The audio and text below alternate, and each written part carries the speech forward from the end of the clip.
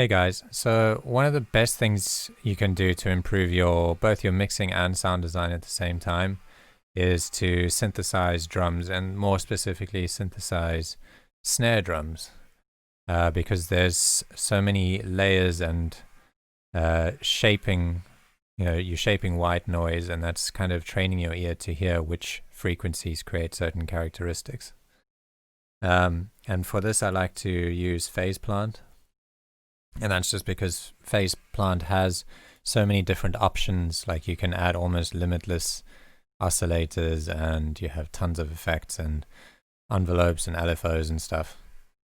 So just here's a few of the snares that I've made already.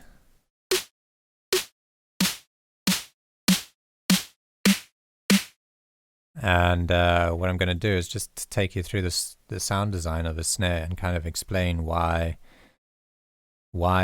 making snares, I think, has improved my mixing specifically, and obviously my sound design too.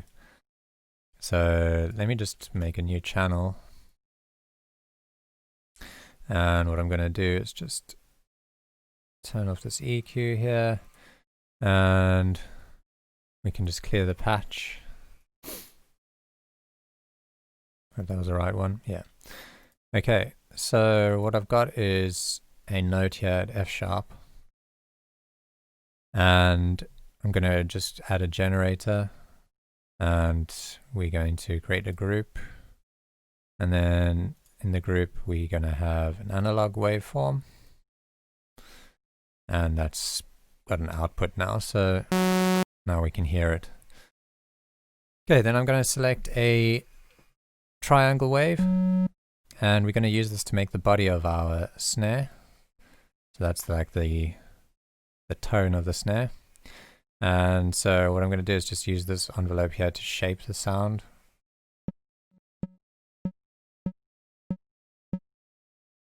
And we're just going to have like a short decay, a little bit of a hold on it. And then I like to increase the attack so that it fades in.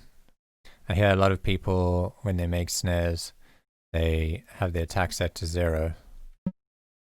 And that's actually, if you think about how a drum works, the stick hits the snare, and then it's not the snare, the drum doesn't make the sound as the stick hits the snare. There's always going to be like a few milliseconds that it takes for the drum to resonate and for the sound to come through. So it makes sense to have the attack a bit longer, and it also sounds better. And we can compare that later on. So for now, we can just roll with this. And then we want to create another group, another output. And for this, we're going to add some noise. And this we're going to make like the sound of the stick hitting the snare drum. So we want a really short decay. And then we can play with the slope. That's brighter, darker. Think about there, it's fine. And we bring the gain down a bit. And then we add another group, and another output, and another noise. And this noise is going to be our tail. So again, a lot of people, when they're making snares, they will do this and have that noise happen, at the same time. And I think a lot of the time it's because the synth that they're using doesn't have an option for 2 different noise oscillators. But in this one we do, so we can actually increase the attack so that it allows the body of the snare to pop through. And that's the first example, I would say, that where we are learning to mix stuff, because we want the body of the snare to come through before we hear the noise. And so we're kind of making space and putting things in their own space. So that's like the first mixing exercise that we're doing.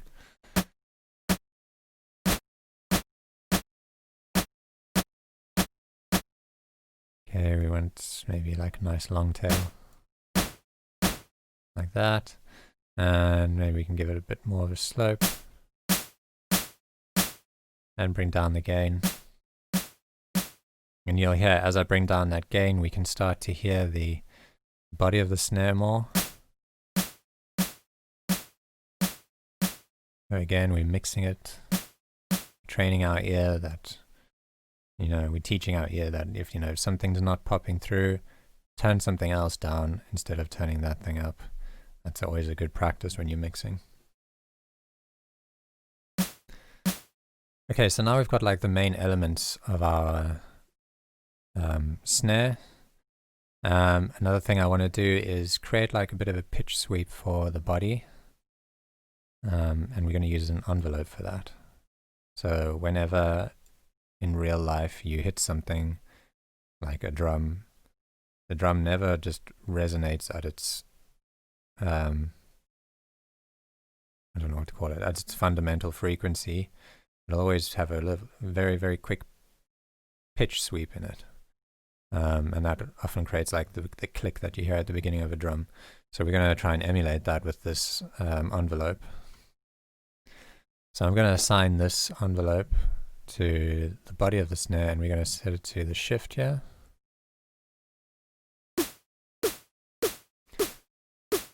Okay, and that's too slow of a sweep, so we want to bring down the decay.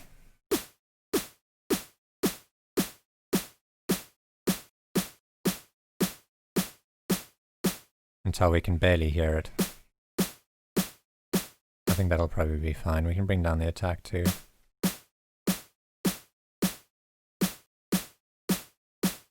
I like it there.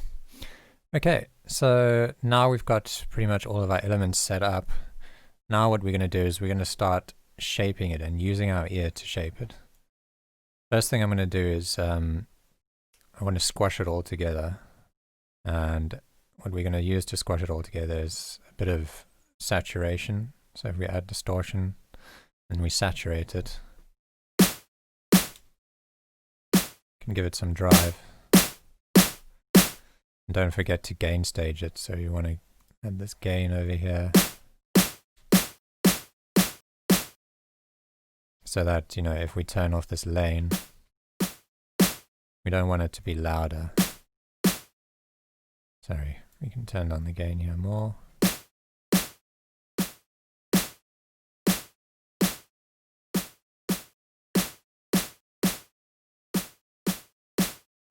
We want to make sure that what we're doing is actually improving the sound and not just making it louder.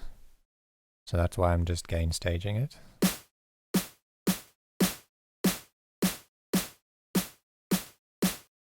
Yeah, I think that's pretty well gain staged. And then we can just try increasing the drive even more.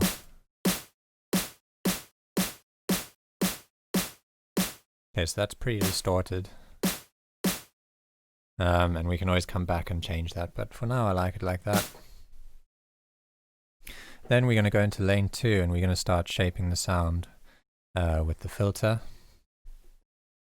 So I think this is probably the biggest mixing lesson that you get out of this exercise, and that is essentially shaping the drum with the EQ. So I've always noticed that for snares, if you wanted to give it some kind of high-end snap, that if you give it a boost at around 4 kilohertz,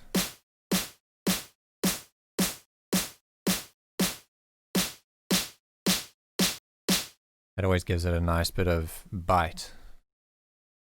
So if you keep on messing around and finding areas like this, you can take mental notes of the characteristics and kind of assign words to them. Like for me, that's your bite. That's like almost like a clappy nasal frequency over there.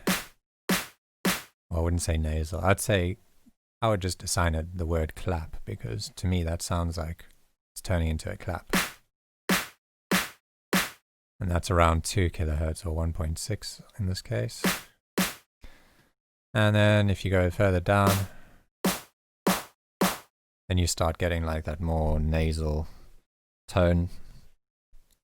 And I think that's kind of getting a bit, I don't know, muddy in the mid-range. So I wouldn't want to boost that frequency. The frequencies that I like in this case would be around here.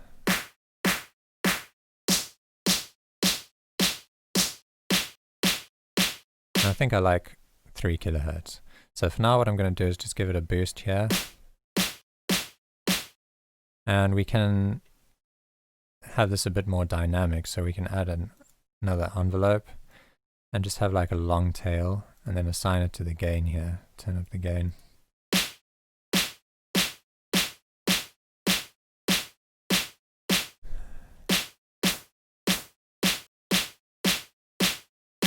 So it's kind of like a bit more dynamic and alive. You can play with the Q.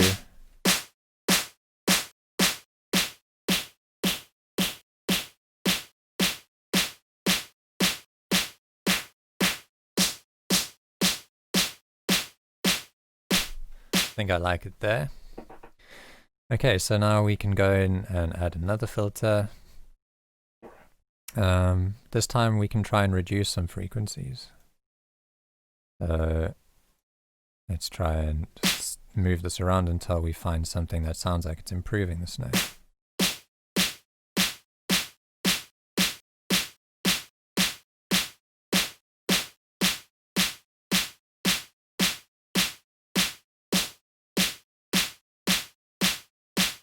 Yeah, I think a little cut just above the fundamental frequency has helped a bit. Let's just try and play with the levels again.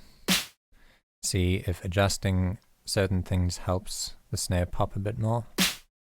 So let's bring down the click. Bring it back up. I think I like it about there. Let's try adjust this again.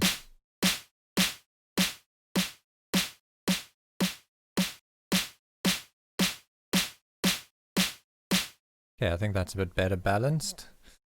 So again, like these tiny little things that you're doing that are giving you improvements, constantly just helping develop your ear. And if you sit down and you make like 15 of these snares, you know, do this every week, not only are you building up a sample pack that maybe you could sell one day, you're also constantly developing and training your ear. And this kind of constant feedback that you get through making a snare like this, you won't get at any point in, you know, creating a track or writing a track and just dropping in samples. I think it's two very different practices, and I think it definitely helps speed up the process of developing your ear. Okay, so we've got like 2 stages of filtering now. I think what I want to do is try another filter.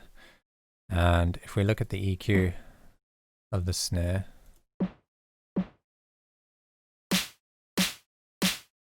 I think maybe a little bit of a roll off above 10K would sound good. So let's try that.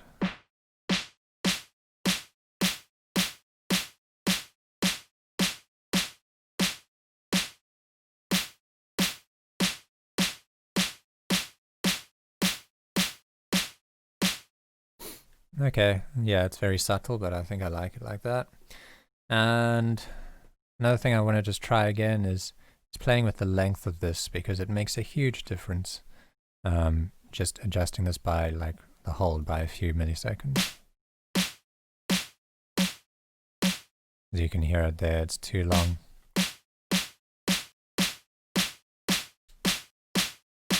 Too short, and it starts to lose that like nice tonal punch that it has.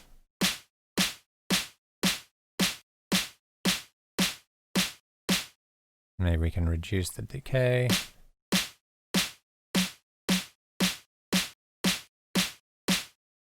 And let's try playing with the attack.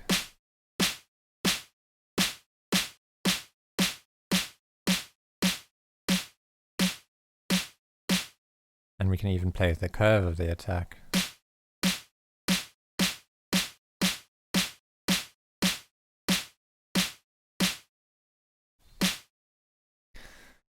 Cool, so I think we've got quite a nice little snare going there, and we can try it in different keys too. See how it sounds an octave up. Yeah, I like that snare. And then lastly, you know, you can go into external effects and start playing with the EQ, you might want to cut out some of the lows. Maybe just play with this quickly.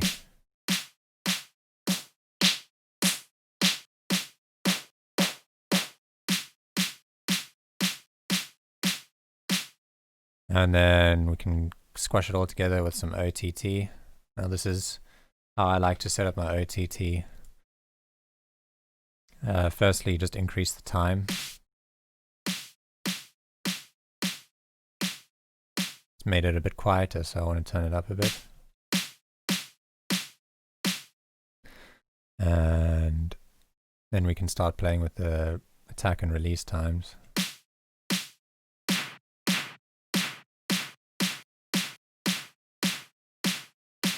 Maybe we want the sub to go a bit longer, or no, we don't have any sub, so this won't actually make a difference.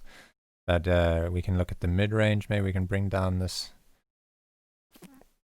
frequency, the split over here, so that we're splitting the, or what we can do, let me just undo that. We can bring up the low end so that we are getting some of those low frequencies, maybe to about 400.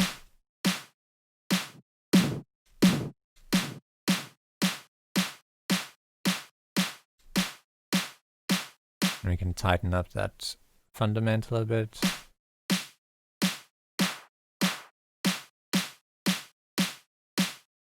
And then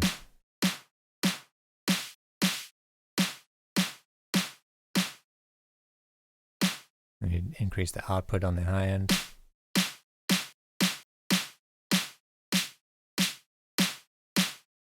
Yeah, I think that's compressed it quite nicely together. So there we go, we have a nice snare. We can resample that out and then go in and make a new one, put it in a different key. Maybe if you're using phase plant, you can add another, sorry, not an output. You could add like another group and add a sampler and an output. Oops. And maybe try adding a sample in there, like I don't know, like this can sample or something. And you want to mix that in a bit better, so I think the attack is kind of screwing with the snare, so maybe we want to fade that in. Maybe play with the harmonic.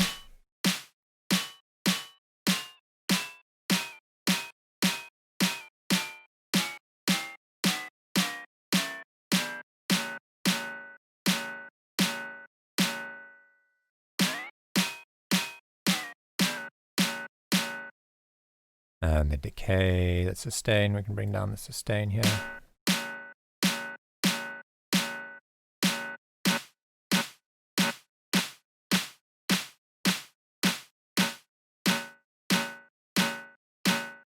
You could always send this one to lane 3 and EQ it. And send this to the master so that we're not affecting the rest of the snare. So like over here we could add an EQ or filter.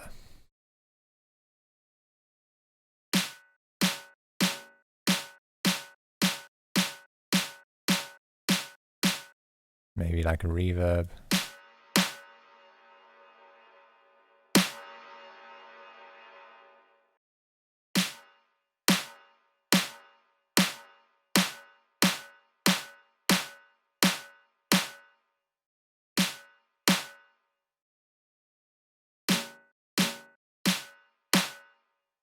Oh, that's weird.